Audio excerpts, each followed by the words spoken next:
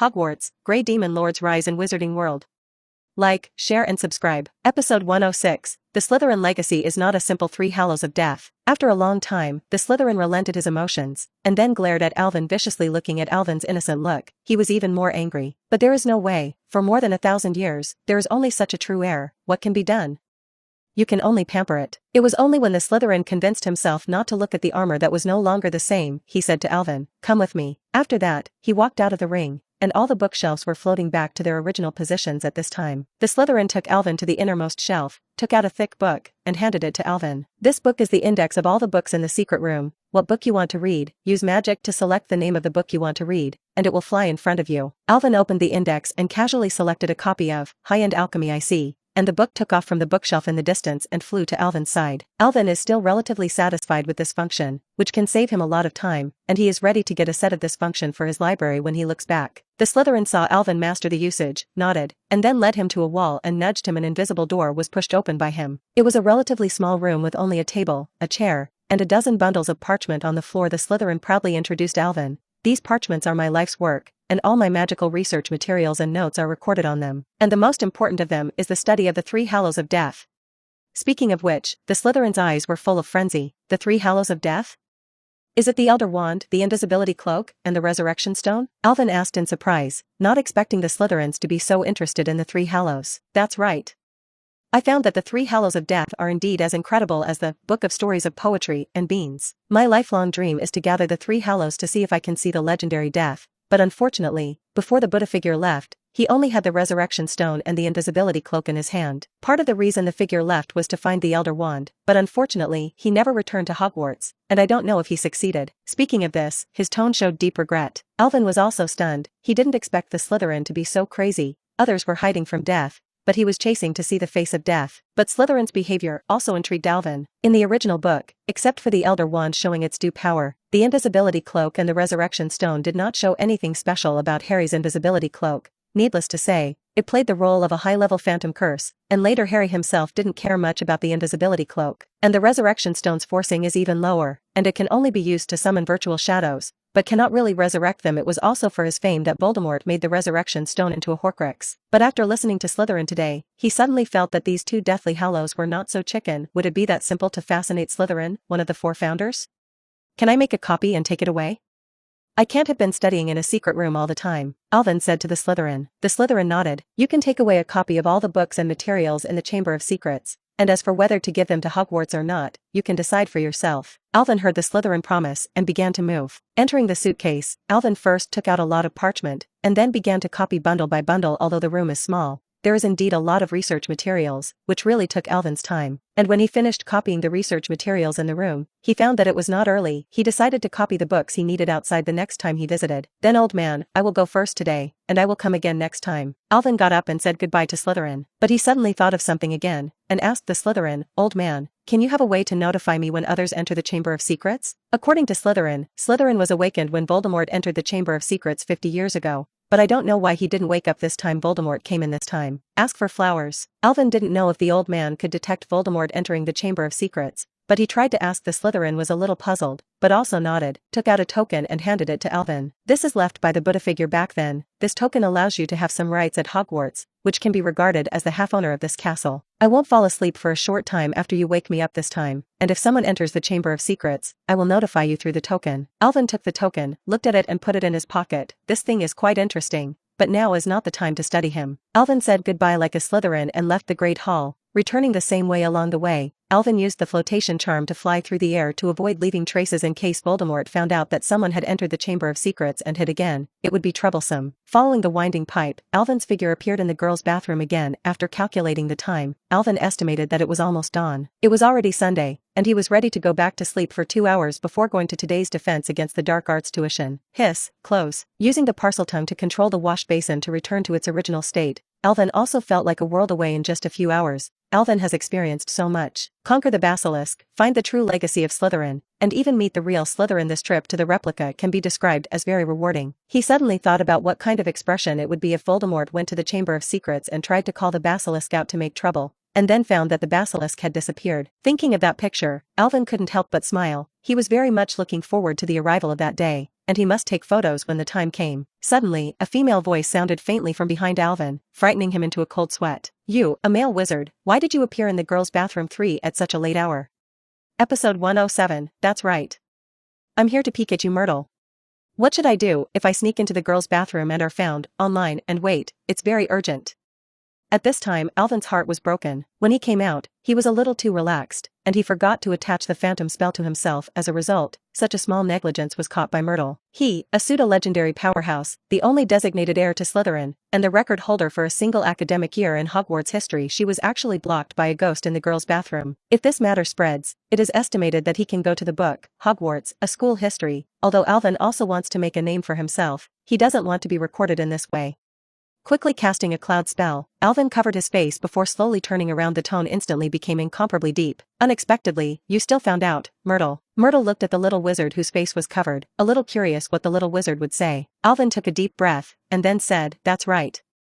I'm here to spy on you, Harry Potter." When she said it, Myrtle was dumbfounded, and she didn't expect this little wizard to say such shocking words, sneaking into a girl's bathroom in the middle of the night just to peek at a ghost. Wait, he said his name was Harry Potter? You're Harry Potter? Myrtle looked at the little wizard in front of her suspiciously. "Ah. You actually found out." Alvin, panicked in tone, shouted out very pompously, and then sighed helplessly, and said with a trace of unwillingness in his words, "Since you found out, I won't hide it. I found out that there was information about your murder in the secret room before, and I felt very sorry for you, so I wanted to come and see you. I just wanted to observe you secretly, but I didn't expect to be discovered." After listening to these explanations of Harry, Myrtle floated back and forth in the air excitedly, and from time to time fiddled with her double ponytail with her hands. Some stammered and said, "Harry, in fact, you don't have to be like this. If you want to come to see me, you don't need to be so sneaky. I can also go out of the bathroom to find you." Alvin wiped a cold sweat in his heart, and finally intimidated the Myrtle Club, and sure enough, people were floating in the rivers and lakes, using a trumpet to save their lives. "Harry, I'm sorry, I'll teach you a few more charms as compensation. Also, why are you covering your face with a spell?" Some of the confused Myrtles who were said suddenly found the blind spot and asked Alvin, "Well, I didn't fix it properly when I went out today, and it's not suitable to meet you. Next time I will definitely dress up and come here to find you." Alvin found that he was about to lose his words, hurriedly said a few words, and sneaked out of the girls' bathroom. Only Myrtle nodded subconsciously, and said that before he asked the girl to bring a word, she was also ready to prepare. She was completely unaware of the question, why did Gryffindor Harry wear a Ravenclaw uniform? Alvin, who came out of the bathroom, quickly added a phantom spell to himself, and then quickly fled to his bedroom. Back in the bedroom, Alvin, who was already lying on the bed, was still reflecting on himself. He couldn't be so negligent in the future. As long as he went to the girls' bathroom, he must keep the phantom curse. Bah! How do you always think about going to that kind of place? But Salazar Slytherin could have built the Chamber of Secrets in such a place. And Tom is also very powerful. He can actually find the entrance to the secret room in the girls' bathroom, and he didn't explore it at first glance. Cranky, Alvin also slowly fell asleep. In the morning, at 8 o'clock, Alvin forcibly got out of bed. He took out a bottle of energy potion and poured it on himself, and he recovered his spirit after washing up. Alvin also called Chio to the 8th floor. By the time he arrived, Harry and his gang had arrived, confronting Malfoy. "Alvin." Seeing Alvin's arrival, Harry quickly walked a few steps, came to his side and asked, "Malfoy said you asked him to come over. Do you want to train him?" Alvin nodded. "I'm also very impressed with the chips given by Malfoy, and I just found you a sparring partner." After listening to Alvin say this, Harry also had no way. After all, who to make up lessons is Alvin's freedom. Although he and Malfoy don't deal with each other, they won't ask Alvin to say anything. These truths Harry naturally understands since he was a child, but I don't know if it's Harry's delusion. How does he feel that Alvin is talking to him so kindly today? The others heard Alvin say this, and there was no objection, but the look at Malfoy was still not very friendly. After all, Malfoy had clashed with everyone here before. Malfoy doesn't care what these people think of him, he just needs Alvin's approval, and then training himself to improve his strength is enough to say that after being awakened by Alvin, Malfoy is more and more like a standard Slytherin. Ambitious, calm and with clear goals. Seriously, Alvin felt that the Slytherin tradition was still very good, but he would choose Ravenclaw if he was a little smoky by these pure-blood families. Certainly not because Ravenclaw beauties are so boring. Ahem, back to the point. Seeing that the people were full, Alvin walked at the door of the house 3 times, and the door opened, and he walked in first. Everyone else was surprised and followed suit, except Malfoy, who was a little shocked that he didn't know that the school had such hidden houses. However, his movements did not slow down by half a minute, and he followed closely behind Alvin. Alvin looked around and started speaking. "Although I didn't go to the last duel Club 48, through the observation of the first night, I found one of your shortcomings." Everyone did not speak, quietly waiting for Alvin's next words. "Your duel is too rigid. You know, the duel between wizards is not who can spell more, and whoever has the power of the spell can win. Cast speed, cast accuracy, cast combinations, and positioning, all of which can affect the outcome of a battle. Today, I will give you a new way to train your combat qualities. Are you ready? Episode 108, Virtual Combat Exercise, another wonderful use of the Garden of Eden. Ready? Everyone said in unison, especially Harry, who seemed to be fighting Malfoy and shouted especially loudly. Malfoy glanced at Harry with disdain. He now felt that Potter was very high quality, thought that he could get Alvin's favor if he was loud. Bah, do you care? Alvin didn't care about these two teases, but took out his wand and cast the realm of the Garden of Eden. Suddenly, the picture of the Hogwarts Great Hall appeared above the Room of Demand. In the picture, the auditorium is like when the dueling club was held, with several long stages, which seemed a little empty because there were no little wizards. The crowd looked at the spell curiously, wondering what use Alvin had cast him. Now, I will put a wisp of your spiritual body into this scene, and then you will take the form of yourself and appear in it, Alvin said slowly, and at the same time, his wand reached everyone's eyebrows in turn, pulling out a wisp of spiritual body. Inside, you will meet the opponents I have set and fight, and your physical fitness and mana level are the same as reality in terms of senses. Then, it's time to fight. Don't be afraid to get hurt. 17, because everything is false, even if the mental body is killed, you will only be a little tired. After listening to Alvin's introduction, everyone was excited, and they couldn't wait to enter it immediately and start training. Alvin looked at everyone's eager looks, very satisfied. He didn't say anything, directly put everyone's spiritual body into it, and taught them how to change their minds. In the Great Hall, Harry curiously stretched out his palm and shook it, as if he was feeling something. If Alvin hadn't said it was a dream, or rather, an illusion, Harry would have thought he had traveled directly to the Great Hall. Everyone else is similar, experimenting with the space. Cho and Hermione were more normal, pulled out their wands and cast a few spells to feel the difference. Fred and George, on the other hand, were much bolder, and they saw Snape standing motionless. He directly touched Snape's greasy long hair, and then rubbed it on Snape's robe with a look of disgust. Real oil. Hearing the two of them complaining, Alvin almost didn't laugh. He forcibly maintained Yenshir's posture and coughed twice. Okay, you felt it too. Let's start today's training now. Alvin in the environment snapped his fingers, and the deans of the 4 academies were immediately given the ability to act. Snape looked at Fred, whose hand was still on his robe, and slapped it away. Gryffindor deducts 20 points. The reason is disrespect for professors. Fred was not afraid either, and said to Alvin with a smile, Alvin, the current deduction will not affect the outside world, right? Alvin also felt funny, shook his head. Of course not, but as punishment, Snape will be your and George's rival in a moment. The twins' faces immediately collapsed. They had been in 2 dueling clubs, and now it was clear how powerful Snape was. Autumn and Hermione were given to Professor Flitwick, and Harry was given to Professor McGonagall, and Malfoy was Professor Sprout. Several groups of people stood on the 4 stages and started training. For a moment, the magic spells on the field flew wildly, mixed with the reprimands of the professors. Potter, are your legs ornamental? Move when casting spells. Take a position.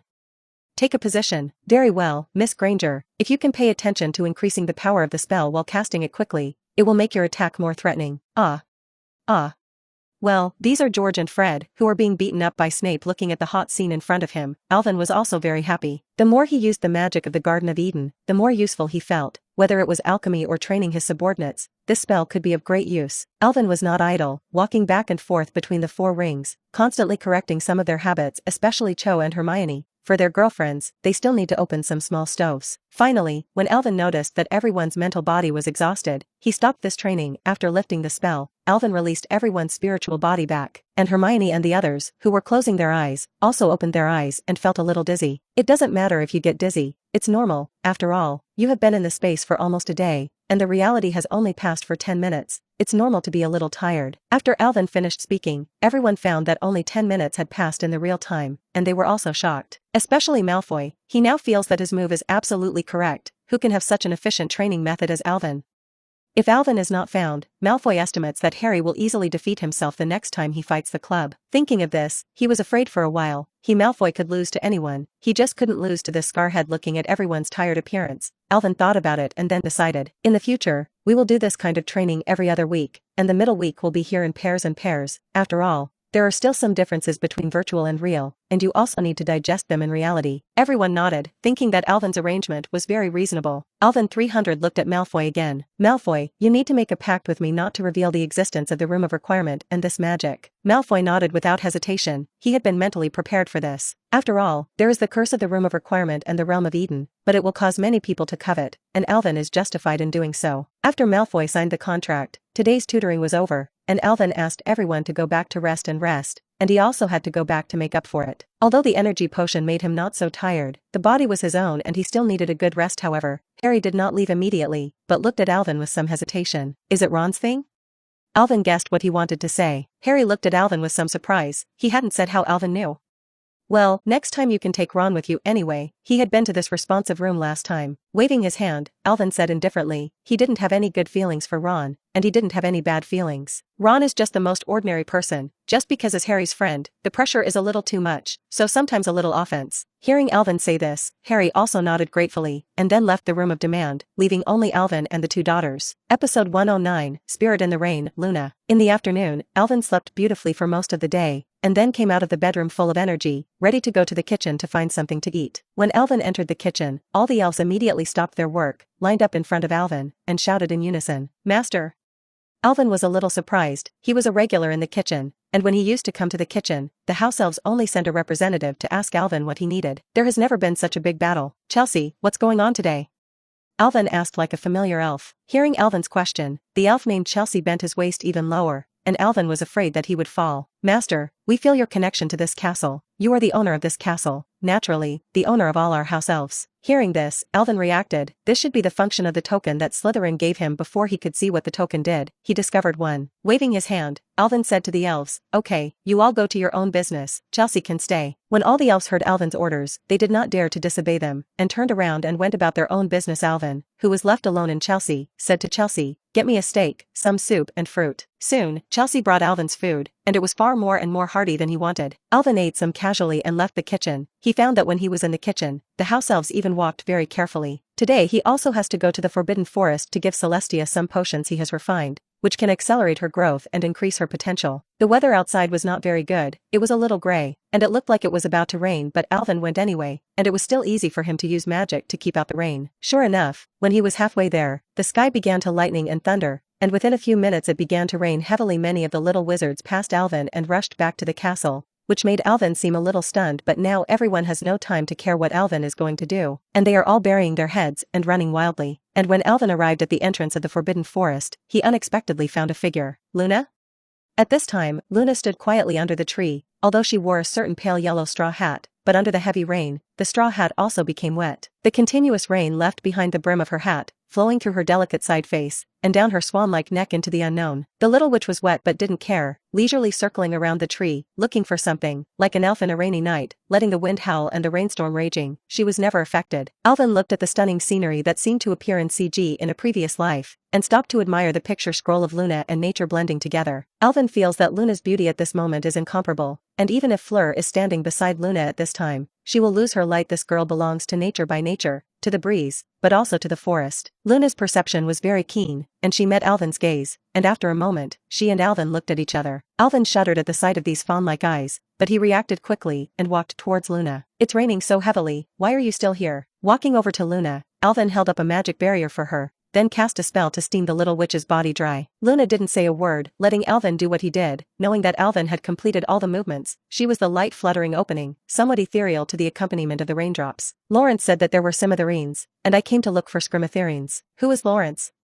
My roommate. Alvin frowned when he heard this, but he knew that creatures such as Cymogriffs did not exist in the wizarding world. Luna, the roommate, must be talking nonsense, probably trying to tease Luna. Alvin quickly had a conclusion in his heart, but did not say it. These mundane things still did not let the little witch know, but it's not good to keep Luna here, and with a turn of thought, Alvin has a way. I don't think you will find a horned snorer for a while. Do you want to go see unicorns with me?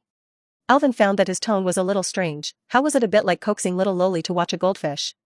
Luna blinked. The singing contradictory says that unicorns are actually just horses, but wizards have planted a unicorn on them. Alvin was a little speechless. He knew this magazine. This magazine was published by Luna's father, but he had not subscribed, did not know that this magazine was so outrageous. Even the existence of unicorns would be questioned. Come with me, Celestia. Well, that's the name of my unicorn. She's a real unicorn. Alvin shook his head, not arguing with Luna, but directly letting her see for himself. Alvin led Luna towards the depths of the Forbidden Forest. Because of little Celestia, Alvin was also a familiar visitor to the Forbidden Forest, and along the way Luna chatted about magical creatures under the storm. After a while, Alvin also has a deeper understanding of Luna. Luna now has the title of a crazy girl in Ravenclaw, but Alvin has not found anything crazy about Luna. She just cares about the evaluation and opinion of the outside world. She likes to live in her own world. Alvin suddenly felt that Hermione and Luna were like two completely opposite personalities. Hermione believed in facts and logic, and she had to tell evidence for everything, while Luna, it seemed that all her actions, perceptions, were based on her instincts. Of course, both of them are very cute girls, and they rarely have something in common. Episode 110, Alvin, I will definitely help you catch the horned snoring beast. When Alvin and Luna arrived at the area where Celestia lived, the rainstorm in the sky gradually dissipated. A few rays of sunlight were exposed, shining on the dust particles floating in the air, giving the Forbidden Forest a little more hazy beauty. Celestia lives in the middle of the Forbidden Forest, which is relatively close to the horse tribe. When Alvin asked Hagrid to help take care of the little unicorn, Hagrid arranged the little unicorn here, also with the consent of the horse people. For such holy and bright animals as unicorns, horses are also very respected. Phew.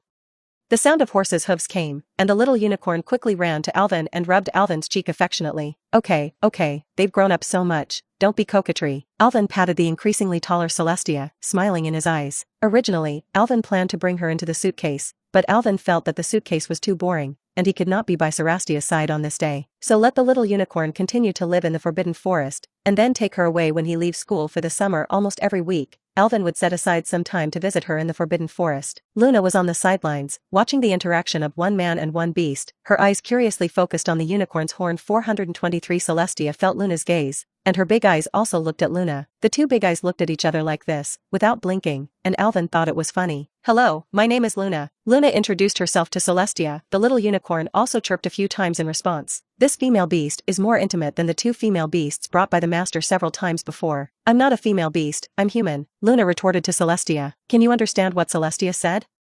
Now it was Alvin's turn to be surprised. Hermione and Cho couldn't understand what the little unicorn usually said, and could only rely on Alvin to translate for them. Luna shook her head and said negatively, I didn't understand, it's intuitive. Well, Alvin forgot that this is a sixth sense player, and there is no reason to tell. The unicorn and Luna exchanged words alone, and Alvin found that although Luna did not fully understand what Celestia meant, it was not bad. Now I believe that unicorns are real, not transformed by wizards. Celestia and Luna chatted for a while, and Alvin fed the potion to Celestia. After drinking the potion, Celestia needs to go back to sleep and digest the energy of the potion, and Alvin and Luna walk back to the castle. Well, since unicorns exist, then simogryphs must also exist. Luna's voice was in a trance, but there was a hint of expectation. Why are you so obsessed with looking for the horned snoring beast? Alvin didn't understand why Luna had such a soft spot for scrimiters. Because Dad once said that as long as I found the scimitar, it would allow me to meet my mother's soul in my dreams. Dad said that the scrivener can pull people's souls from the underworld to dreams, so that people in the present world can meet them in their dreams. After listening to Luna's words, Alvin fell silent. He knew about Luna's mother, who tragically died when she was 9 years old when she made a big mistake with a spell. He just didn't expect that Luna's obsession with the horned snoring beast came from her mother. This is a beautiful lie that Luna's father made up for Luna, which makes her look forward to life. Thinking of this, Alvin said firmly to Luna, well, if I find information about the horned snorer, I will definitely tell you. 6. Well, I believe you. Luna looked at Alvin steadily, and suddenly smiled, and the surprise of that moment made Alvin lose his mind. Luna. At this moment, a female voice came from the distance, calling out to Luna. Alvin turned his head to see that the long fiery red hair was particularly conspicuous. It was Ginny, the Weasley family's little sister. Ginny ran to Luna's side, her tone a little accusatory. Where did you run just now? I looked for you for half a day when it rained. I just went to see unicorns with Alvin. After Luna finished speaking, Ginny noticed Alvin on the side and said hello, a little embarrassed. Ginny and Alvin are not bad because of the relationship between the twins. This time she was just too anxious about Luna to notice Alvin for the first time. Alvin also nodded to Ginny. Let's go first when your friend comes, Luna. Luna nodded and left with Ginny, who was still looking at Luna from time to time as she left, looking at Alvin. People are gone, what are you still looking at? A faint voice came from behind him, and Alvin was a little helpless. Cho, I was just wondering if I should go back to the bedroom or the library now. The speaker behind him was Cho, and Alvin turned his head to find that Hermione was also standing aside, staring at him with a puff of puffs, her small face bulging into a bun. Alvin looked funny, deep fingers poked Hermione's cheek. The little witch didn't want to play with Alvin now, and asked aggressively, when did you hook up with this first-year Ravenclaw again? Alvin raised his hands in surrender, and could only tell Cho and Hermione everything that happened today, and finally said to Cho, you pay attention to Luna in the future, don't let her roommates bully her. Cho nodded, indicating that he understood. Cho now had a high status among Ravenclaw girls, not only because she brought a lot of victories to Ravenclaw as a seeker, but most importantly, she was Alvin's girlfriend.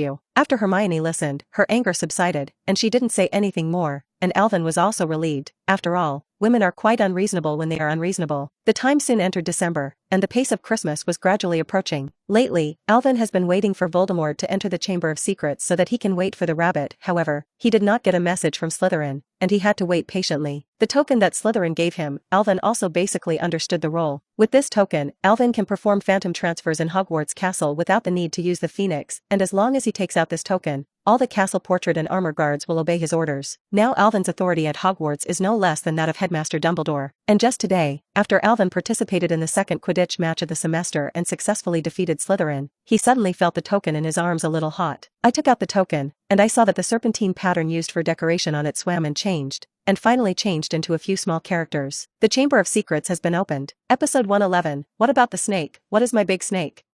Alvin avoided the celebratory crowd and crept towards the second floor of the castle, where he met Colin, who also borrowed Colin's camera. Colin saw that Alvin was so interested in his camera, and very happily gave the camera to Alvin. After waiting so long, Voldemort endured so long, and finally couldn't wait, saying that Alvin was going to solve him today. Coming to the bathroom on the second floor, Alvin found that the wash basin had been restored to its original place, and there was no trace of the secret room being opened. Myrtle isn't here either. Alvin used Parseltongue to open the entrance to the chamber and jumped into the pipe with a gentle jump. Inside the secret room, a petite blonde loli fainted in front of the Slytherin statue, and a handsome male wizard in a Slytherin school uniform stood between the blonde loli and the statue, his figure somewhat illusory, and there were words in his mouth. This male wizard is Voldemort, and he is now what he looked like when he made Horcruxes in 6th grade. At this time, he was not called Voldemort, but his real name. Tom Riddle had to say that Voldemort was also very handsome when he was young. No wonder he could coax the ghost of Ravenclaw, Lady Grey, to find North, and successfully obtained the Ravenclaw crown as his Horcrux. Now Voldemort is preparing to summon the basilisk, setting off another wave of panic. He wants to drive Dumbledore, the old guy,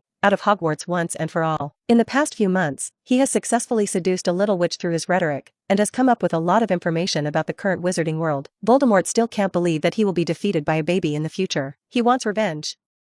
He wants to drive Dumbledore out of this school, and then absorb enough life force to finally come back to life. Today is a great time. According to the little witch, there will be a Quidditch tournament today, and many young wizards will go out to watch the game, and he can also control the basilisk to attack the lone little wizards and avoid exposure. Talk to me, Slytherin, the best of the 4 founders. A hoarse Parseltongue came from Tom Riddle's mouth. The beard of the statue fell in response, revealing the door, and Tom closed his eyes and quietly waited for the basilisk to appear. 1 minute, 2 minutes, 3 minutes, Tom opened his eyes and felt that something was wrong. The last time he called the basilisk, it took less than a minute for the basilisk to obey his call and appear in front of him. He tried again, thinking that it might be because the basilisk had entered a dormant state. After all, it was already winter, and the basilisk also needed to hibernate. This time, Tom deliberately amplified the sound a lot so that the basilisk could hear it clearly. 1 minute, 2 minutes. The unbelieving Tom tried a few more times, until his voice was dumb, not to mention the basilisk. Even the shadow of the basilisk has not arrived. What about snakes? How big am I a snake? At this time, Tom was a little broken. The basilisk did not appear. How he kicked Dumbledore out of the school. How to revive. Could it be that he relied on this little first grade witch who was controlled by him? Just as Tom was about to venture into the basilisk exit, Alvin's voice came from behind him. Stop shouting, Tom, the basilisk is no longer here. Tom turned sharply and looked behind him. A handsome little wizard, even more handsome than him, stood at the entrance to the pipe, holding a muggle camera in his hand. He didn't expect Alvin to appear here. Yes, he also knew a lot about Alvin through the little witch he controlled, and naturally recognized this little wizard as Alvin. With a hearty smile, Tom greeted Alvin gently. Hello, my name is Tom Riddle. This is a memory of mine. I know you, Alvin. Alvin looked at Tom, fooling him here with a smile, and asked again, pretending not to hear. What is your name? Tom Riddle. Tom saw Alvin answer, and the smile on his face became a little brighter. Alvin wrote Tom's name in the air with his wand, and asked, Is this it? Tom nodded. You spelled it correctly. Shaking his head, Alvin said, No, I think I still misspelled it. With a wave of his hand, Tom's name in the air quickly changed position, forming a new name. I am Voldemort. Tom's smile gradually disappeared, and the temperament that made people feel like a spring breeze was gone, replaced by a somewhat gloomy expression. Ask for flowers. You actually know? Staring at Alvin deadly, Tom was a little annoyed at the moment. It seemed that Alvin had already known his information and was just teasing him. Seeing that Voldemort was no longer pretending, Alvin also put away the expression of looking foolish. There was also a faint anger on his face. I didn't expect that the Dark Lord in the hall had actually been reduced to the point of using first-year students. The little witch on the ground is none other than Astoria Greengrass, whom Alvin met on the train, a first-year Slytherin freshman this year. Alvin didn't expect that this diary would actually run into the hands of this little witch. Since the beginning of school, although Alvin and Astoria are not an academy or a a grade, Astoria likes to play with Autumn, and the two are also friends. Although the little witch's face is a little pale, her physical condition is not very good, but he never thought in this direction. After all, when he was on the train, Astoria was delicate and weak. He just felt that the other party was simply weak. Seeing the anger in Alvin's heart, Voldemort instead sneered. Yes, this Miss Greengrass, she's your crazy admirer, and her name always appears in my chats with her. Speaking of this, Tom burst out laughing wildly. But what's the use? She was absorbed so much life force by me. And she also released the basilisk and attacked the school. Her future is over. Alvin looked at Tom with a strange face. You call a cat a petrification to attack the school? Tom's rampant smile stagnated. Yes, his plan hadn't fully unfolded, and the basilisk was gone. Suddenly remembering what Alvin said just now, Tom questioned Alvin. You just said that the basilisk is no longer in the Chamber of Secrets. What do you mean? Seeing that Voldemort finally noticed the point, Alvin grinned and smiled brightly. It's not interesting. The basilisk thinks that I am the true heir to Slytherin, has been subdued by me, and is now enjoying my private space. Tom? Person. Episode 112, Voldemort, who is the Dark Lord? Impossible. I am the heir to Slytherin. Tom's tone became very agitated for the first time. Tom, who is half-blood, is extremely disgusted with his muggle father and adores Slytherin madly. For him, he was very proud of his status as heir to Slytherin. Now, Alvin's words directly indicate that Alvin is the real heir, and Tom is just an imposter. It's a crit on him. Click. Click. Alvin raised the camera and photographed Tom's angry appearance, very satisfied. Later, Tom really came back to life. Show him this photo. I don't know if he will be directly angry. By the way, in fact, the Slytherin inheritance is not just a basilisk, but the knowledge he left behind, but you didn't find it. But you don't have to look for it. Those inheritances have been packed and taken away by me. Alvin put down the camera, and the taunts on his mouth kept bringing real damage to Tom. Avada is desperate. Tom finally couldn't hold back the killing intent in his heart, and the green light formed by the killing curse hit Alvin's face door. Alvin didn't dodge, as if he was frightened and stupid. And just as Tom showed a smug smile, the spell passed directly through the center of Alvin's eyebrows and hit the pipe behind directly made the expression on his face freeze. What just happened? Alvin seemed to be in another space, and the killing curse did not affect Alvin at all. Hey, Alvin sighed and said helplessly. Tom, whether it is you now or you in the future, how can you have this hobby? You like to know witches at every turn. Alvin's words are sincere. Counting down, Alvin has also fought with Voldemort 3 times, and each time he met Avada to greet him, and there is really no art in wizard duels. What do you mean by that? Tom frowned. Astoria doesn't know. After all, she is a student who only entered this year. Actually, I also fought with your soul last year. But it's a pity that he let him run. Alvin seemed to chat with Tom first, but his steps did slowly approach Tom. However, Tom was now attracted by Alvin's words and did not notice Alvin's small movements. Alvin pretended to be a memory and slowly narrated. He was possessed by our defense against the dark arts professor last year and tried to steal the philosopher's stone to revive himself. It's a pity that I and Harry stopped him at the last minute. He also used the killing curse as soon as the war started, and I used the diary flies. Armor protector. Avada is desperate. Alvin and Tom's voices remembered at the same time. Tom noticed Alvin's small movement, but it was too late to stop it, and he could only use a killing curse to try to directly attack Alvin's body. But his attack was still useless against Alvin, and the armor curse was also released by Alvin to the unconscious Astoria. After all, Alvin was also afraid that Tom would jump the wall in a hurry and directly attack Astoria. As for himself, long before entering, he silently unfolded Avalon, forming an absolute defense. Holding the notebook in his hand, he waved his wand and let Astoria float to his side with the armor spell. Alvin finally breathed a sigh of relief. Astoria was so close just now that he was fighting a little so much that he would talk to Tom and try to divert his attention. And Tom saw the diary fall into Alvin's hand, and his face also became gloomy, but it soon returned to normal. Alvin obviously knows that the diary is his essence, but what about it? As a life-saving prop made by the most evil dark wizard, the Horcrux naturally has its own merits, and any item will become indestructible after it is made into a Horcrux. Tom didn't believe that a second-year wizard in Elven had the ability to destroy Horcruxes. Although I don't know where you learned that this was a Horcrux I made, do you think you succeeded in getting it? He looked at Alvin mockingly, and there was a bit of disdain in his tone. Although Alvin also directly ignored his 2 killing curses just now, Tom only thought that it was the effect of magic props. In fact, Avalon is indeed a magic prop, and Tom's vision is still good. Alvin held the diary in his hand, his face a little strange, not because of Voldemort's words, but because just now, the system gave a hint. Check the pure soul origin, can be exchanged for 5,000 gold coins. Do you exchange? It's not easy. The dog system finally has another function. Alvin can't help but have some tears in his eyes. After getting the system for so long, he didn't have any way to get gold coins except for the gold coins that he did every day. Now I have found that the souls in the Horcruxes can be exchanged for gold coins, which can be described as an unexpected joy, and a bold idea instantly appeared in Alvin's mind. Is it possible that he can keep Voldemort in captivity and let Voldemort keep making Horcruxes, and then he can quickly get gold?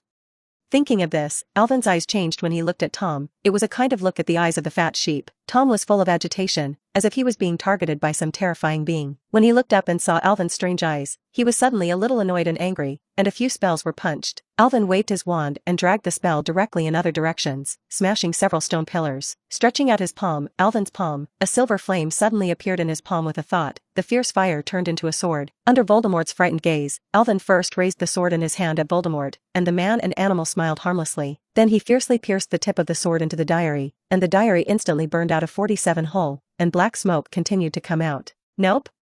Why do you curse hard? Voldemort couldn't believe that there was a young wizard who mastered the fierce fire in the 2nd grade, and even he mastered the fierce fire in the 4th year. Who are the two of them? The Dark Lord? With the burning of the diary, Voldemort did not even let out a cruel word, and the figure gradually blurred and then dissipated. And Alvin also took the fire back, leaving a broken diary. Alvin put it in his pocket. He hadn't thought about whether to talk to Dumbledore about the Horcruxes. System, collect soul energy. Alvin silently thought in his heart, and the soul of Voldemort, which had not completely disappeared, was recovered by the system and turned into 5,000 gold coins. And at this moment, Astoria, who was lying on the side, also frowned and slowly opened her eyes. Episode 113, The Whereabouts of the Horcruxes, The Curse of the Greengrass Family. AI, Alvin? A voice came out of her mouth, and Astoria looked at her surroundings again, her eyes becoming terrified. Alvin frowned. He found that Astoria's physical condition was not very good. The little witch, who was already a little weak in her body, was tossed by Voldemort like this, and her vitality was already in question. Don't talk yet, I'll treat you first. Crouching down, Alvin whispered to Astoria, checked the system's prop slots with his mind, and then took out 2 bottles of potions that replenished vitality. Gently lifting Astoria's head, Alvin found a suitable angle, and then slowly fed her the potions. Astoria obediently cooperated with Alvin to finish the potion and then fell into a deep sleep. Alvin looked at Astoria so tired that she couldn't wake up for a while, so she simply conjured up a sofa and put her on it carefully. He himself sat on the sidelines, thinking about what was next. Originally, Alvin's idea was that the matter of the Horcruxes was enough for Old Dang to worry about. He only wanted to get 17 resurrection stones and study the secrets of the 3 holy horses of death. However, since Voldemort's Horcruxes can be exchanged for gold coins, he will also have to change his previous plans. The first thing to find out is how many Horcruxes Voldemort has now, and where they are. The closest to Alvin were 2, one was Harry, and the Ravenclaw crown. The Ravenclaw crown is in the Room of Necessity, and is well obtained. And Harry this Horcrux. Alvin didn't think about how to extract Voldemort's soul after all. After more than a year, Alvin has not heard the system's prompt to exchange the Voldemort soul on Harry's body for gold coins. Next is the Resurrection Stone of Gaunt's ancestral home. This 3 holy artifact. Alvin has planned to get it when he is ready to get it during the summer vacation. The rest of the Hufflepuff gold cup, the Slytherin pendant box, and the big snake Nagini were not something Alvin could get in a short time, and he didn't think about it. Alvin, hearing someone shouting to himself, Alvin came back to his senses and found that Astoria had woken up. I looked at the time and found that more than an hour had passed. You're awake, Astoria. Seeing that the little witch was obviously getting better, Alvin also smiled slightly. In the face of Alvin's smile, Astoria sobbed, and said in a choked tone, Am I going to be fired? It's Riddle. It's him who confuses me. I communicate with him through a diary. Alvin comforted, Relax, Astoria, no one will expel you. That diary has been destroyed by me, and Riddle will not appear again. Astoria was slightly relieved to hear that Alvin had destroyed the notebook, but she was still a little scared, afraid of being expelled for this matter and dishonoring her family. Alvin asked a timely question to divert the little witch's attention. Can you tell me how you got that notebook?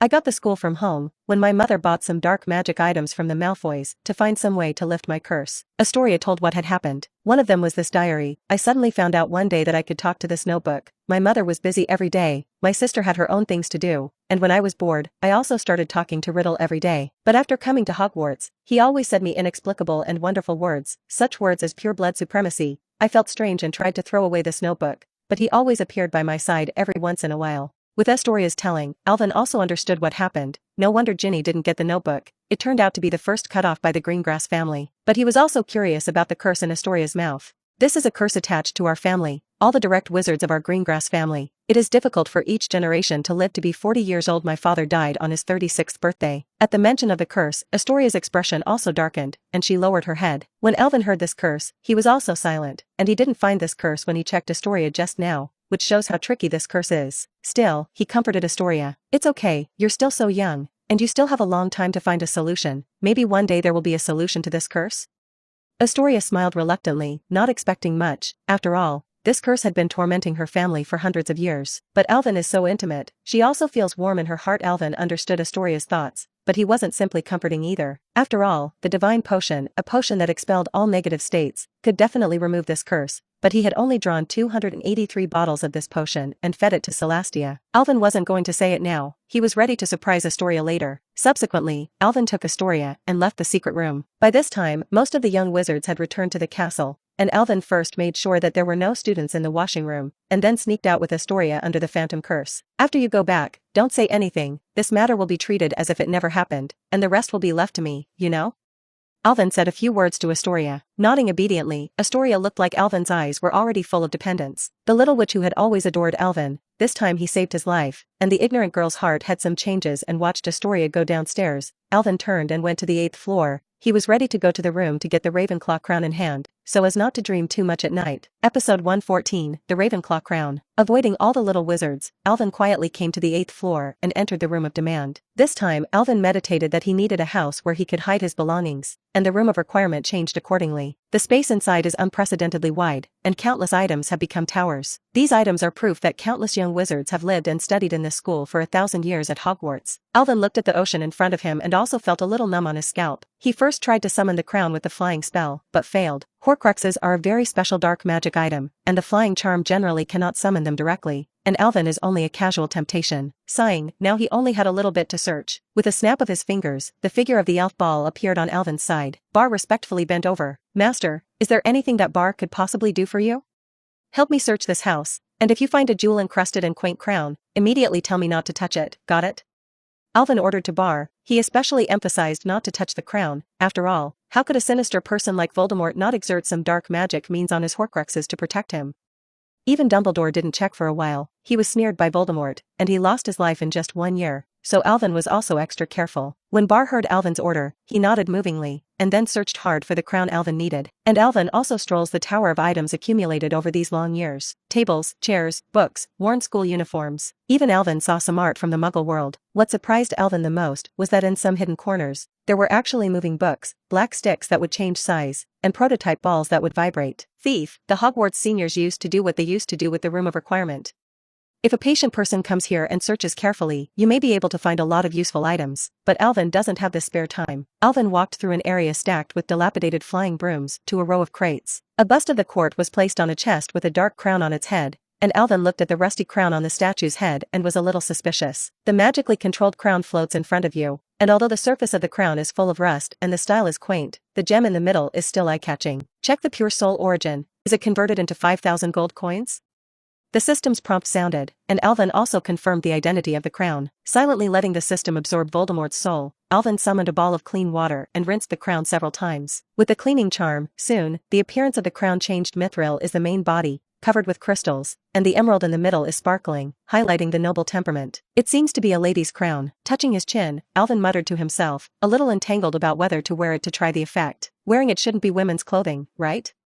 Alvin comforted himself and put the Ravenclaw crown on his head. Suddenly, a clear stream crossed his mind, and Alvin found that his mental state had become fuller and his thinking had become more agile. Alvin casually took a notebook of unknown age from the side and flipped through a few pages. The information inside is quickly absorbed by him and can be easily remembered. Within 5 minutes, Alvin had finished reading the entire notebook. Taking off the crown, Alvin silently estimated that after putting on the crown, he improved his reading speed by about 30%, and his memory also improved a lot. Good baby, with this crowned little wizard, you can instantly change from a scum to a good student. Why did Voldemort so violently use it to make Horcruxes?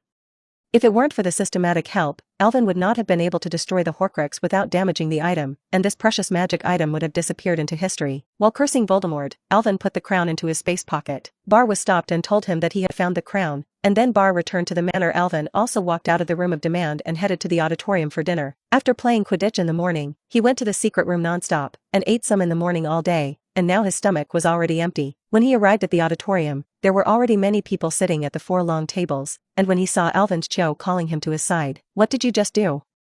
You didn't attend the Ravenclaw celebration just now." "I just suddenly thought of a few questions about spells and went to the library to rummage through some materials." Alvin did not say anything about the secret room. After all, there were many people in the auditorium. Alvin was going to see Dumbledore in a moment and tell him about the Chamber of Secrets. Now the young wizards at Hogwarts still have lingering feelings about what happened to Lady Loris last time, and now many young wizards dare not go out alone, so they have to go together. The professors also arranged patrols at night to prevent students from running around, which also caused a lot of trouble for Alvin's night tour. When Cho heard Alvin's answer, he did not doubt, but asked about Alvin's Christmas arrangement. "Are you going home for Christmas break?"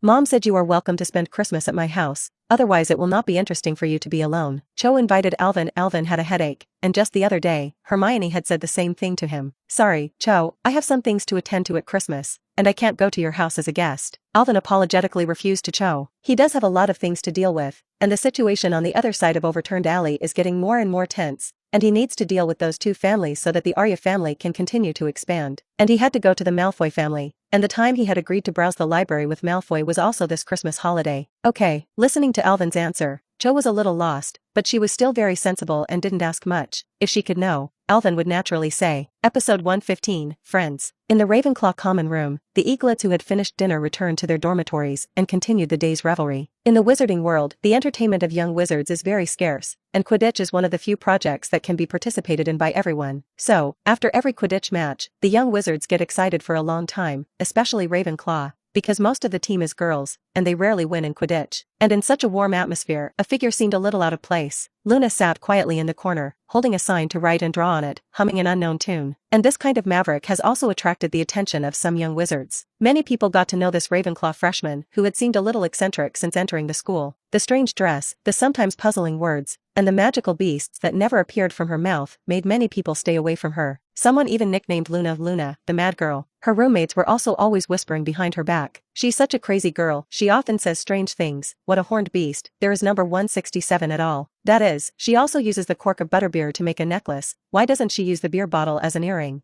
Luna never cared about these things, and over time, these people became more and more unscrupulous, and sometimes they would not avoid her when they said bad things about Luna. Lovegood, are you drawing your horned rhinoceros? Lawrence saw Luna's movements and said to Luna in a mocking tone, not a bent-horned rhinoceros, but a beast. Luna looked up and seriously corrected Lawrence, her roommate. Then Luna explained, I'm not drawing bends, because I've never seen them. Luna's serious look elicited another burst of laughter, and Lawrence was very happy. She is usually the most unaccustomed to Luna, although Luna usually dresses strangely, but the fresh temperament and exquisite face cannot be hidden, which makes Lawrence very jealous. Luna didn't continue to say anything, but bowed her head to finish the task at hand. Lawrence stepped forward and snatched the drawing board from Luna's hand. Let's see what Miss Lovegood is doing. She looked at the drawing board, and above it was a little dark-haired wizard riding a flying broomstick, waving a bat, about to knock a bludger away. There is also the word cheer, directly above the artboard. Lawrence easily recognized the villain on the drawing board as Alvin, and he was the only boy batsman in the entire Ravenclaw. Late, what did I find? Lovegood is making a special cheer banner for Alvin Gaunt. Lawrence's tone was very exaggerated. Could it be that you like him? After speaking, even Lawrence himself laughed. Many people next to him also secretly laughed, laughing at Luna's indiscretion. Alvin's status in Ravenclaw is very high, and many little witches are only secretly crushes, and they dare not show it. And Luna made a cheering banner for Alvin, didn't she like it? We are friends, Luna patiently explained, but unfortunately no one believed her at all. Would the famous Alvin Gaunt be friends with a crazy witch of yours? Don't you think you're friends when you know him? You don't look at you either. Lawrence's meanness made Luna a little uncomfortable, and she frowned. At this moment, a voice came, overwhelming all the noise. How? Who do I want to be friends with? The crowd automatically dispersed a passage. Alvin's figure appeared. He slowly walked to Luna's side and looked at Lawrence, who was a little at a loss, with scrutiny in his eyes. Who are you? I'm Lawrence Barty. Alvin, I don't mean that just now. Call me Gaunt, not familiar with you. Alvin interrupted her with some displeasure. He had heard Lawrence's words to make Luna difficult just now, and now that he heard the name Lawrence, he remembered that she was the last time he let Luna brave the heavy rain to find the beast. For a time, he was extremely disgusted with Luna, his roommate. Holding out his palm, Alvin looked at Lawrence. Miss Barty, should you return Luna's painting to her? Shout, shout. Lawrence was a little panicked and hurriedly handed him the drawing board, and the indifferent fool on Alvin's face could see that she didn't expect Luna and Alvin to really know each other, and it seemed that they had a good relationship. Taking the drawing board, Alvin looked at the painting, saw that Alvin in the painting also waved at himself, also smiled, and then returned it to Luna. It's a good painting, I like it. Well, I like it too. Staring at Alvin with clear eyes, Luna said softly. Alvin smiled and nodded, then turned to look at the crowd and became expressionless again. All the little wizards did not dare to breathe. These Ravenclaw students knew Alvin's power better than outsiders, and they were a little scared to see his current appearance. After all, they all laughed at Luna just now. After looking around, Alvin's eyes stayed on the person who laughed the most just now for a few more seconds before he spoke. Luna and I are indeed friends, and we are very good friends. I hope you don't make fun of my friends casually in the future. This is the most basic respect for others, isn't it? After that, Alvin took Luna's hand and left the crowd, leaving behind a group of little wizards with faces. It took a long time before anyone dared to speak. It scares me, I just thought Alvin was going to take out his wand. Me too, I didn't expect that the crazy girl was really friends with Alvin. Shut up. Is mad girl what you can call? Call a fairy. The young wizards talked about Alvin and Luna's relationship, but they didn't dare to call Luna by the nickname Mad Girl anymore. It's just that everyone subconsciously stayed away from Lawrence, making this witch's face blue and white for a while. Episode 116, You Should Be Sorted into Azkaban. Meanwhile, Alvin and Luna came to Ravenclaw to rest, outside. If your roommate is teasing you, you tell me. Standing in the corner, Alvin looked at Luna holding the drawing board and said, they just love to play pranks. Luna shook her head, but they now know that I am a friend of the most talented Alvin Gaunt at Hogwarts, and they should not have the guts. Alvin scratched his head, and the words that came out of Luna's mouth always made him a little embarrassed. But since Luna said so, he wouldn't interfere too much. Luna's instincts were so sharp, she knew how to protect herself. If Alvin intervened again, he would be a little overwhelmed. Luna raised the drawing board in her hand. I'm going back to finish it. Alvin nodded. He was going to go back to the bedroom to rest, but only intervened out of Luna's matter. In front of the door of the principal's room, Alvin came to the statue guarding the door with a burnt diary in his hand. It's Christmas break in 2 days, and Alvin is ready to give the notebook to Dumbledore before leaving school. Password? The stone statue asked. Nourishing honey candy. This is the password given by Dumbledore last time he asked Alvin to discuss the problem of the Chamber of Secrets, and Alvin does not know if Dumbledore has changed it. Fortunately, the statue opened after hearing the password. At this time, Dumbledore was sitting behind his desk, holding a cockroach pile and putting it in his mouth. Alvin clearly saw that the cockroach pile was eaten by Dumbledore, and the 2 legs left outside were still glaring, and the corners of his mouth twitched constantly. Loudang's diet taste has always been unique, and the booger smell of BB multi-flavored beans is also his favorite, as well as the cockroach pile now. Dumbledore was also a little surprised to see Alvin come in, but he quickly controlled his expression and showed a gentle smile. Gaunt, although I was surprised by your arrival, I still want to ask, do you want to have some cockroach piles? Alvin barely showed a smile. I don't think I need to use the professor, I ate a lot at night. Dumbledore nodded regretfully, then waved his wand, and a chair flew to the opposite side of him, and then he waved at Alvin for him to sit down. Alvin put the diary on the table before sitting down. Dumbledore looked at the notebook on the table and knew that this was the purpose of Alvin's coming to him today. Picking up the notebook and taking a closer look, he frowned lightly. Sorry, Nettie, this notebook is too badly damaged. Can you tell me what the situation is? Alvin moved to find a comfortable sitting position. Professor, this is Tom Riddle's notebook, which was made by my friend Astoria after the Loris incident, but now this notebook has been destroyed by me. The portrait of the past principals on the wall quietly opened his eyes. Looking at the diary, a thin white-haired male headmaster cultivated his face in shame. When Dumbledore heard Tom's name, his expression became a lot more serious, and he asked Alvin some details. Alvin didn't hide it either, except for the real Slytherin Chamber of Secrets. He told Dumbledore everything that happened. Basilisk? I didn't expect that there was actually a basilisk in the school. Dumbledore, you must get rid of this threat. A chubby witch screams in the portrait. She can't believe there is such a terrifying existence in the school. I'm sorry, Headmaster Derwent, I don't think the basilisk is a threat to Hogwarts anymore, because I've already subdued it. Alvin smiled and said to the fat witch. This headmaster he also knew. Delise Derwent, the headmaster who had also served as the director of St. Busco's Hospital for Magical Injuries, was one of the few headmistresses. Boy, this is the legacy of Slytherin, not something you Ravenclaw can touch. Unless you promise me a transfer to Slytherin. A mean-looking headmaster yelled at Alvin, but was instantly knocked to the ground by a possible Ravenclaw-born headmaster. Alvin watched these old antique fights like a lively one, and the headmaster who had just been knocked down was Sirius's great-great-grandfather, known as the most unpopular headmaster at Hogwarts. Dumbledore's brows tightened. He already knew what it was. What made him most dignified was that Tom was so negligent about the custody of the Horcruxes. It was likely to explain something. Ask for flowers. The Horcrux he made was more than just this one. Halls, how did you destroy this diary?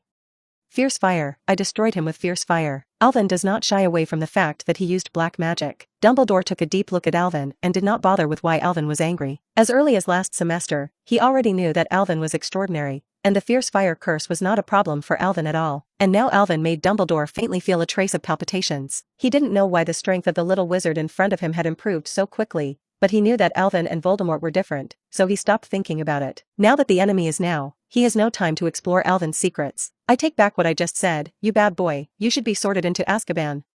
Headmaster Black, who was beaten with a blue nose and swollen face, said that even the Slytherin house, which is rich in dark wizards, has no precedent for Alvin to learn the fire curse in the second year. Alvin ignored Headmaster Black, but looked at Dumbledore's troubled look. The reason why he told Dumbledore about the existence of the Horcruxes was because several of them were too difficult to find. Hufflepuff's gold cup is still in the Lestrange family's coffers, and it is not something he can get in any short time. As for the snake named Nagini, it is estimated that it has not yet become Voldemort's Horcrux. He decided to get the Slytherin locket and the Resurrection Stone, and leave the rest to Dumbledore for a headache. At this time, Dumbledore also slowed down and looked at Alvin. Thank you, Gaunt, this information is important. As for Miss Greengrass's question to pass, No one will bring it up again. I will announce your contribution at tomorrow's dinner. Hearing the meaning of Dumbledore's words, Alvin nodded, and then stood up. So be it, headmaster, I'll take my leave first. Merry Christmas, Inter. You too, Professor. Episode 117, Aria, long time no see. After Alvin left, Dumbledore did not move, still sitting in his position, thinking about something motionlessly. Albus, what are you still like? Has the crisis in the Chamber of Secrets been solved by the little wizard just now?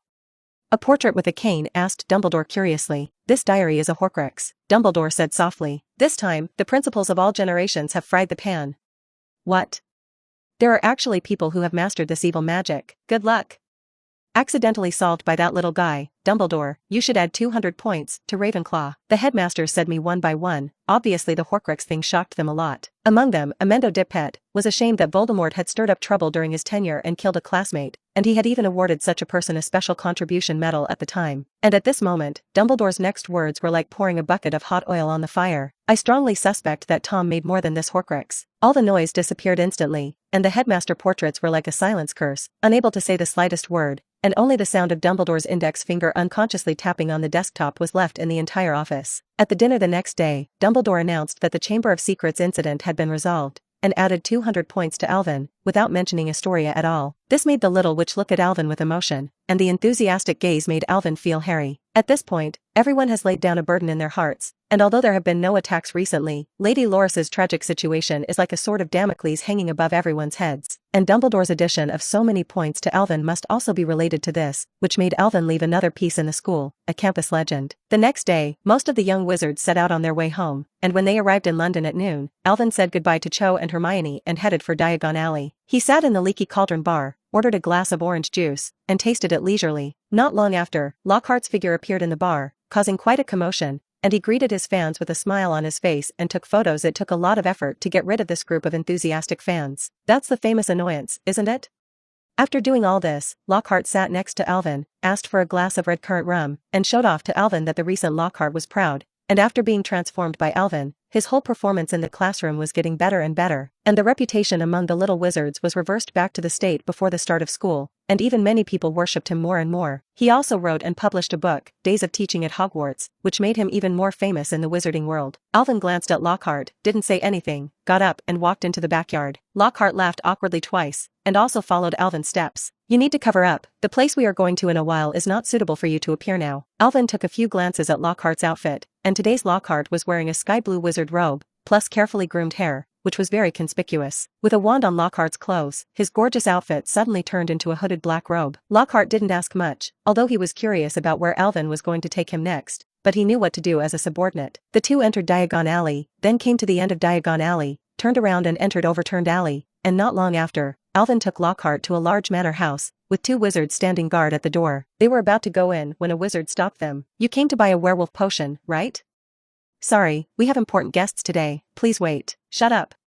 Another wizard glanced at Alvin and quickly interrupted his companion. My lord, this person is new. I don't know you. Don't meet him like him. The head of the house is waiting for you in the living room. Between words, there is all flattery. Alvin Guan gave this person a strange look. You recognize me?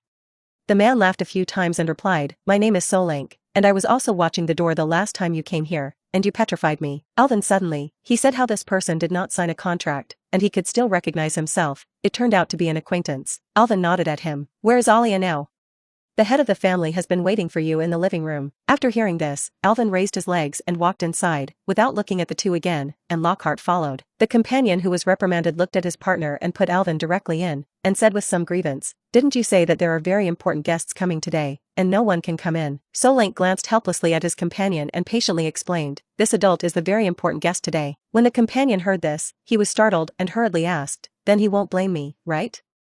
I finally got into the Arya family to work. Thumbing his chin, Solank said hesitantly, probably not? But as he said this, the scene of Alvin opening his mouth to a killing curse kept popping up in his mind, and he couldn't help but shiver. : The individual looks graceful and luxurious. She was reading a newspaper in her hand, but the way she looked at the door from time to time showed that he was not paying attention to the newspaper at all. Today was the day she had agreed with Alvin, and after all, she hadn't seen Alvin, the little wizard who had turned her life upside down, for almost 4 months. Because of Alvin, the current Arya family has its current size, and even the Rambus family and the Frank family have to join forces to contend with each other. And just when she was stunned, a voice that she had been looking forward to for a long time suddenly sounded in her ears. Arya, long time no see. Episode 118, finally, it can be 1,000 times. Hearing Alvin's voice, Alia immediately stood up, and the perfect curve was vividly displayed. Wow. Lockhart exhaled softly, Alvin's eyes swept over, and he immediately closed his mouth. Alvin took off his hood and revealed a handsome face, and Arya lost her mind for a while. Although he has not seen him for only a few months, the little wizard in front of him has grown up a little. Looking at Alia, who was stunned, Alvin couldn't help but smile. Why, you don't recognize me as the boss after not seeing me for a few months. Listening to Alvin's teasing, Alia also returned to her senses, her pretty face reddened slightly, ignoring Alvin, but looking in the direction of Lockhart. This is? Lockhart looked at Alvin, and with Alvin's permission, he took off his hood and showed a bright smile. Hello, I'm Gilderoy Lockhart and Gaunt's subordinate. It's a pleasure to recognize 17 you. Arya looked at Alvin with a strange face. Are you going to school, or are you going to dig into the corner of Hogwarts?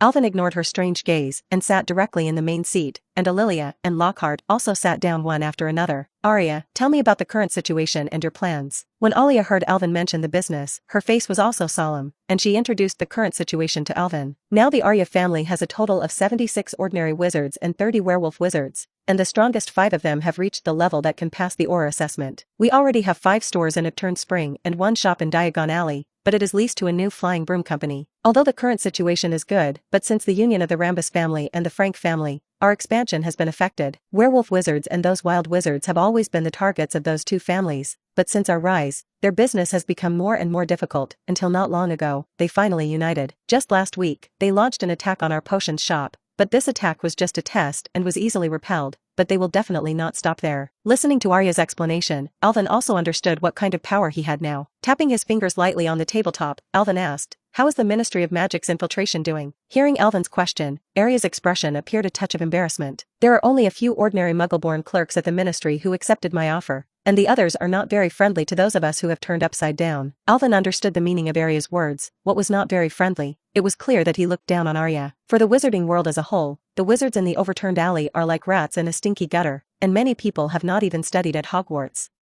Travel. These heavenly pride who came from an orthodox background and entered the Ministry of Magic naturally treated Arya and the others with contempt, and would not accept the offer. After thinking for a moment, Alvin spoke. The affairs of the Ministry of Magic are handed over to Lockhart. I brought him this time to let you know each other. If Lockhart needs any help in the future, you must try your best to help. Now let's talk about the 2 families in Overturned Alley. What are your plans?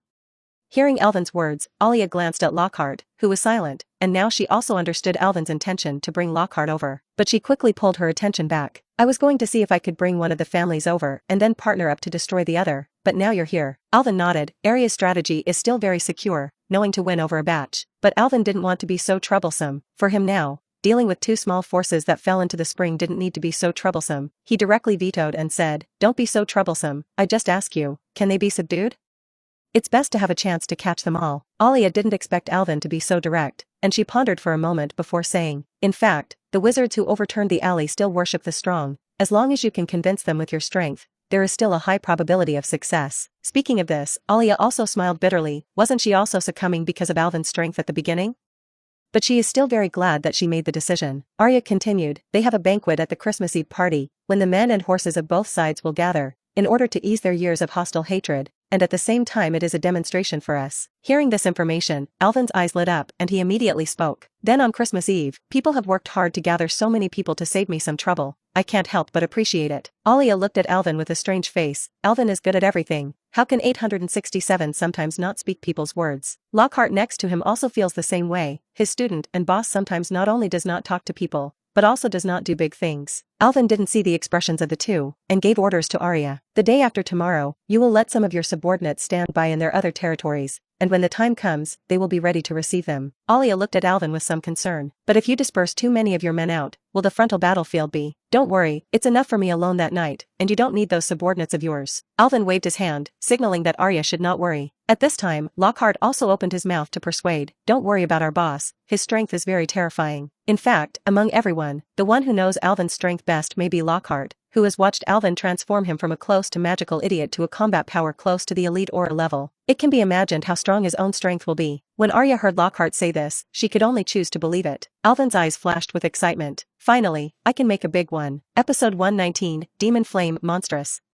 Since acquiring the system, Alvin has spent most of his time at Hogwarts. Although life at Hogwarts is good and he loves it, it is always too calm and lacks some thrill. Feel the power that is improving every day, as well as the spell that is improving day by day. Alvin also wants to fight freely and exert his strength to the fullest. It's a pity that it's been more than a year, and it was the battle with Voldemort that warmed him up last year when he was fighting for the Philosopher's Stone, and in other periods, he really had no ability and nowhere to release. Now that so many enemies were gathered together at once, Alvin only hoped that they would be hardened so that he could fight to the fullest. Well, Lockhart and I will be living here for the next few days, you go and arrange a place for him, Alvin instructed Arya, who nodded, and then went out to prepare the house and dinner. For the next 2 days, Alvin stayed at Arya's house, not going anywhere, happily enjoying Ellie's tenderness. However, during this period, Alvin received a letter from Fleur, asking him why he did not go to France for Christmas, and Alvin had to rack his brains to reply to a letter. In the letter, Alvin also carefully explained the reason, and assured, like Fleur, that Alvin would definitely pass during the summer vacation. In this way, the time came to Christmas Eve, and Alvin also set off with Arya, Lockhart and more than 10 other wizards. The hall of Frank Manor was brightly lit at this time, and a group of wizards in ceremonial clothes were holding a banquet. All the elites and backbones of the Frank family and the Rambus family have basically gathered here. However, the atmosphere on the field is still a little awkward. After all, it has been a hostile relationship for many years, although it is now considered an alliance. But hatred is not so easy to let go. However, the principals of the forces on both sides did talk happily like old friends. Frank, I didn't think we would talk like we do now.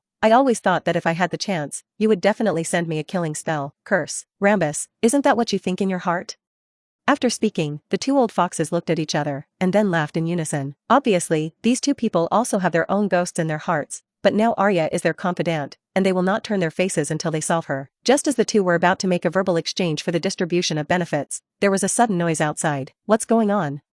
Bruno Frank asked with a frown, but unfortunately, the wizard guarding the door did not give him any response, and he suddenly felt a little bad in his heart, looking at the vast night outside the door, as if the darkness swallowed everything. The others also noticed that the situation was wrong, and they took out their wands and walked out of the hall under Frank's leadership. Fluorescent flashing. Faint rays of light emanated from the tip of their wands, and they vaguely saw 3 figures walking towards them in front of them. Ming, are so many people here to welcome me? A light voice came, seemingly happy that so many people had appeared, and the people of the two families finally saw the comer, Arya, and 2 people wearing the robe of the wizard. Arya, what are you doing here? Frank frowned and drank angrily, although there were only 3 people in front of him, but who knew if there were more people hiding in the shadows. However, he thought that the elites of the 2 families were here, and he would not suffer losses, and his heart was at ease. Arya did not speak, standing quietly beside Alvin. Happy Christmas Eve, Mr. Frank. Alvin took a step forward and greeted softly. Frank was keenly aware that this black-robed person was the person in charge, and at the same time, he thought that the Arya family had suddenly obtained a large number of potions in recent months to expand. Is it this black-robed man in front of you? I can't figure out where Alvin came from, and he doesn't dare to be careless. Happy Christmas Eve, sir. I wonder what's going on with your late-night visit. Rambus next to him also guessed something. His eyes flickered, and he made a look at one of his subordinates, but unfortunately it was too dark for his subordinates to see. In desperation, he could only quietly clench his wand. Alvin glanced at Rambus, ignored his small movements, still in that relaxed tone, and said, Arya said that the purpose of your meeting today is to discuss how to deal with us. And I am also curious about this, so I came to take a look. Flender's expression changed. He didn't expect the other party to be so direct. He subconsciously picked up his wand and pointed at Alvin, and the subordinates behind him also followed. Lockhart and Arya were also tense, ready to fight at any time, but Alvin sighed softly. Why did these people start fighting without saying 2 words? Vulgar, too vulgar. Frank knew that he couldn't be good today, so he directly opened his mouth and ordered, do it. Kill the next 2 first. At this point, he still hoped to capture the leader of the suspected potions master alive and try to subdue him for his own use. Fall apart. All petrified. Crushed to pieces. For a while, dozens of colorful rays of light struck towards the 3 of Alvin. Alvin gently raised his hand, and an earthen wall stood between the 2 sides, and then it was instantly shattered, but it also blocked nearly half of the spell. The remaining spells continued unabated, and then hit Alvin's iron armor spell, splashing ripples layer by layer, but in the end, it was not broken. Alvin frowned lightly, but he didn't expect dozens of spells to make his own armor spell face shattering, and he was still not strong enough. If you want the person on the other side to know Alvin's thoughts, you will definitely vomit blood and anger, and none of our dozens of spells have broken your defenses. How strong do you want to be? The next moment, a silver-white flame appeared in Alvin's palm. Alvin threw it slightly, and the flame immediately flew into the sky, and expanded rapidly, enveloping the entire manor. Episode 120, I am a schoolboy in the wizarding world, Alvin Gaunt. Fierce, fierce. I don't know who shouted. Everyone was looking at the silver-white flames in the sky. The flames gradually formed a huge list that covered the entire manor in it. Alvin gracefully waved his arm to command, and a cloud of fire fell from the sky, forming eagles, lions, badgers, and pythons. These fierce beasts surrounded the people of the two families in the middle, and they all roared to the sky. Facing this apocalyptic scene, Rambus shouted in a panic at this time, quickly hold up the barrier curse. Use the ending charm. Everyone heard the command and hurriedly waved their wands, doing their best to output magic. Protect them all. Curse stop. All curses are over. They kept smashing spells at the fire, trying to stop the flames from approaching, but to no avail. The fierce fire lion broke through a finishing spell, raised his palm, and slapped at the barrier suddenly. The invisible barrier appeared distorted and showed signs of melting. Rambus held his wand with difficulty, continuously providing magic to the barrier, but unfortunately could not stop the barrier from melting. 630. Boom. Alvin spread out his palm, pressed downward, and the fierce fire in the sky exploded, forming a long sword and killing the crowd. Ah! The scream came from Rambus's mouth, and his defense was finally shattered by the lion, just as a long sword hit him straight in the chest, and the whole person was blasted into the wall of the house. He only had time to scream a few times before he was burned to ashes by the fierce fire. Like a chain reaction, there were screams that followed, and in a short period of time, more than a dozen wizards fell. Lockhart and Alia stood behind Alvin, staring blankly at the scene. They thought that even if Alvin could win today, it would be a thrilling fight. Unexpectedly, Alvin only used a fierce fire spell to force the two families into such a desperate situation. Is such a terrifying strength really something that a second-grade young wizard can have? And Frank couldn't support it for long at this time. He took a strong breath, forced the fierce fire python back some distance, and then shouted, "Admit defeat. Mister. We threw in the towel." Alvin was unmoved, his index finger was tapped, and the fierce fire on the field seemed to have been catalyzed by something, and his body size skyrocketed, and in an instant, there were no ashes left of the 5 wizards. Frank's heart became more and more panicked. Did he really want to kill all his people? Voldemort was not so cruel back then. This gentleman, please spare our lives. We are willing to agree to any conditions. Frank's shouts were full of hysteria, and he was now on the verge of collapse. Alvin, Alia shouted carefully. She thought it was almost over. There were really few people left in the killing. They are here to subdue these 2 families today, not to kill them all. Alvin nodded, also thinking that it was almost over. Those people he killed just now were purposeful. Most of them are people with distorted faces. These people will become the ugly appearance they are now because of their research on black magic, or some crooked way, and killing these people, Alvin has no burden in his heart. As for Rambus, this is for him to think about later, when he is not here. In order to prevent Frank and Rambus from uniting against Arya, he can only let Rambus withdraw. Flat the right hand, open the 5 fingers and then hold it hard. The fierce beast on the field also stopped moving, and its body gradually collapsed, turning into the purest flame, trapping the remaining wizards inside. The flames in the sky also flew back into his palm, turning into the original small flame, and then disappeared. Alvin looked at Frank in the ring of fire. "Mr. Frank, I just said hello to you. I hope you are satisfied." Lockhart's eyebrows jumped, and Alvin was going to be a bad person again. Is there such a greeting? If you say hello to the other side, half of the centaurs will die. Frank was ashen at this time, panting heavily, and hearing Alvin's greeting was also a chill in his heart, but he forced a smile on his face. "You are too polite. Next time you don't have to be so generous. If you need anything, just say it." Seeing that Frank is also so knowledgeable about current affairs, Alvin is very satisfied. He looked at Arya, who took out a contract with a very bright eye, controlled it with magic power, and flew into Frank's palm. Frank glanced at the contents of the contract and found that there were no too harsh conditions, and he was also relieved, hurriedly signed his name, and then handed it to his subordinates. And the people of the Rambus family are a little dazed. Their leader is gone. Who will lead this head? Finally, a family leader could not bear the fear brought to him by the fierce fire around him, and took the contract and signed his name. When the first person stood up and surrendered, the rest became logical, and it didn't take long for everyone to sign. Alvin and waved away, taking Alia and Lockhart to Frank. "Then please give more advice in the future, Mr. Frank. I hope you can work happily with Arya in the future." Frank smiled bitterly. Just 10 minutes ago, he was still talking and laughing with Rambus, discussing how to distribute the large cake left after the elimination of the Arya family. Unexpectedly, now, Rambus has turned to ash and drifted into the air, and he himself has become someone else's subordinate. Alia also greeted Frank generously, knowing that there would be more and more people under Alvin in the future. However, she also believes that as long as she is serious, there will always be a place for her in the wizarding world in the future. Calling in the men outside the door, Alvin asked a few members of the Rambus family to take them to the station, raid the Rambus family's property, and take them to Arya's manor. Frank said to Alvin with some hesitation, "Master, can you let me know which powerful wizard I am loyal to?" Alvin thought about it. Anyway, they signed a contract, and it was not impossible for them to know their identity. Taking off his hood and revealing a handsome face that could amaze countless people, Alvin said with a smile, "Introduce myself. My name is Alvin Gaunt, the 2nd year of Hogwarts, a newcomer to the wizarding world."